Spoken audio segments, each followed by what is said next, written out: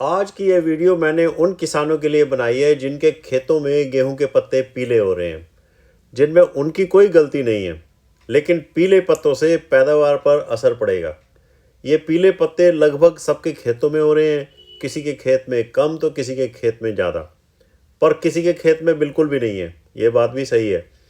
जिनके खेतों में पीले पत्ते ज़्यादा हो रहे हैं उनको अभी तुरंत कुछ करने की ज़रूरत है। ये कुछ क्या है, वीडियो पूरी देखने से सब क्लियर हो जाएगा। अंत तक देखें व समझें। इसके कारण के साथ निवारण भी बताऊंगा, क्या करना है डिटेल में बताऊंगा, उपाय भी बताऊंगा। पत्तों में हरापन क्लोरोफिल से होता है, जो सूर्य की रोशनी में हवा से कार्बन डाइऑक्साइड लेकर, पानी से हाइड्रोजन ऑक्सीजन लेकर अपना भोजन बनाते हैं।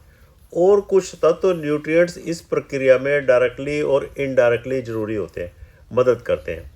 अच्छा, आपको मेरा ये टॉपिक पसंद आ रहा हो, लाइक कर रहे हो तो वीडियो को भी लाइक कर दो प्लीज़। तो जो भी तत्व हम ज़मीन में डालते हैं वो पानी में घुलकर जड़ों के द्वारा सोख लिए जाते हैं, फिर तने में, पत्ते में जाइलम वेसल्स के द्वारा पहुंचते हैं और पत्तों का वाष्पीकरण होता है। पानी ऊपर उड़ता है, नीचे से पानी न्यूट्रिएंट के साथ मिलता रहता है। ये सब धूप निकलने पर ही होता है। सनलाइट इसके लिए बहुत ज़रूरी होती है, सूरज का निकलना ज़रूरी होता है।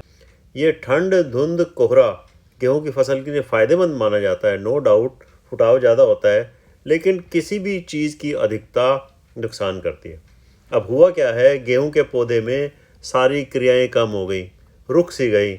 धूप ना होने से प्रकाश संश्लेषण क्रिया हुई ही नहीं या कम हुई। कार्बन डाइऑक्साइड ऑक्सीजन का आदान प्रदान कम हुआ। मौसम में नमी ज़्यादा देर तक रही तो पत्ते ज़्यादा देर तक गीले रहे। इससे ये हुआ कि पौधों ने जड़ों के द्वारा न्यूट्रिएंट्स जो पानी में घुलकर पौधों को मिलते हैं वो कम मिले। जब पौधों को ज़रूरत के पूरे तत्व नहीं मिलेंगे और ऊपर से भी कोई हम न्यूट्रिएंट स्प्रे के रूप में नहीं देंगे तो पीलापन आना तो देखो लाजमी ही है ना। जो किसान भाई मेरी वीडियो देखकर पूरा फॉलो करते हैं, जो मेरा माइक्रो न्यूट्रिएंट्स वाला फार्मूला स्प्रे करते हैं पहले पानी के बाद या दूसरे पानी के बाद, उनकी फसल जाकर देखो। ये मैं आपको अपने खेत की वीडियो दिखा रहा हूँ। अच्छा, जिन किसान भाइयों ने मेरा zinc, manganese, ferrous, magnesium, urea वाला माइक्रो न्यूट्रिएंट वाला फार्मूला अपनी फसल में स्प्रे किया है, वो कृपया कमेंट करके ज़रूर बताएं ताकि दूसरे लोग कमेंट पढ़ सकें, देख सकें कि उनकी फसल का क्या हाल है। सच सच बता देना। खर्चा तो देखो मेरे फार्मूले का 250 रुपये प्रति एकड़ के करीब भी आता है और फ़ायदा जो है ना कई गुना होता है।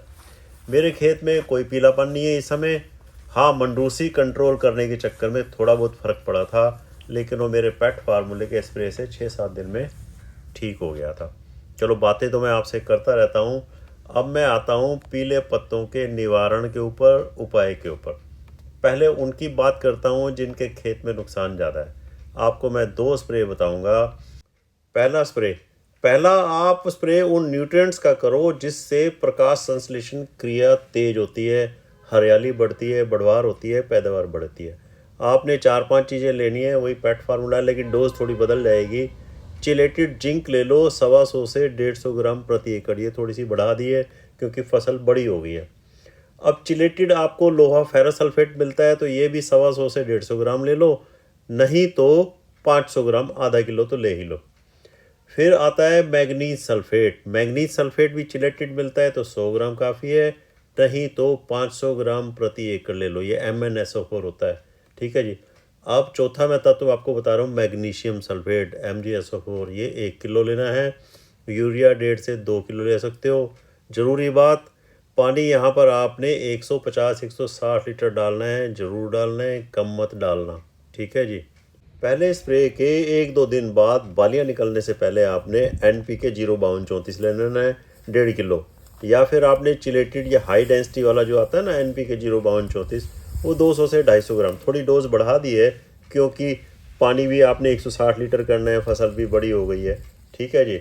अच्छा, फास्फोरस से देखो जी, बालियाँ मजबूत और बड़ी होएंगी, और पोटाश से दाने मोटे होएंगे।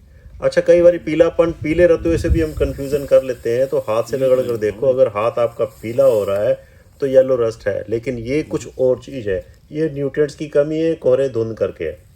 साथ में आप बोरोन भी मिला सकते हो, 100 ग्राम प्रति एकड़।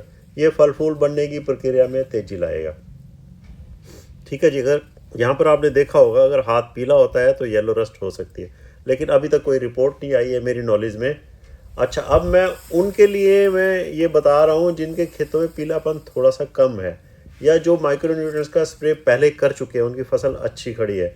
ठीक है जी, उन्होंने NPK 05234 तो करना ही है बालियों के लिए, दानों को मोटा करनी है, बाली की लंबाई करने के लिए, वो 1 से 1.5 किलो कर लो, या चिलेटेड कर लो 200 ग्राम, बोरोन भी डाल लो, वो साथ में चिलेटेड जिंक भी डाल सकते हैं 50 से 100 ग्राम प्रति एकड़। ठीक है जी। जिनकी फसल में थोड़े थोड़े पत्ते पीले हैं या छोटे हैं, ग्रोथ पूरी नहीं हुई है, आप 100 से 150 ग्राम नैनो यूरिया भी मिला सकते हो स्प्रे के साथ। ठीक है जी, वरना इस समय यूरिया की ज़रूरत कम होती है। अच्छा, अभी पीला रतुआ की मेरी नॉलेज में कोई रिपोर्ट नहीं है। पीले पत्ते और पीला रतुआ में फ़र्क होता है। देखो जी, हाथ से पत्ते को रगड़ने से हाथ पर अगर पीला पाउडर लग जाता है तो समझो कि पीला रतुआ है। थोड़ा उभरा हुआ होता है और लाइनों में होता है पाउडर ये।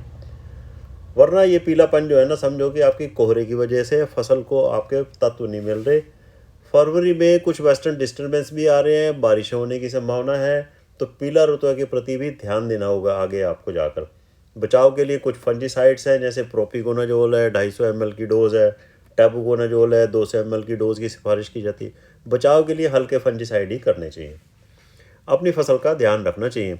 वीडियो को अंत तक देखने के लिए आपका बहुत बहुत धन्यवाद। मेरा यह प्रयास आपको सार्थक नज़र आता हो तो मेरी इस वीडियो को लाइक कर दो, शेयर करो, सब्सक्राइब करो। Thank you ji.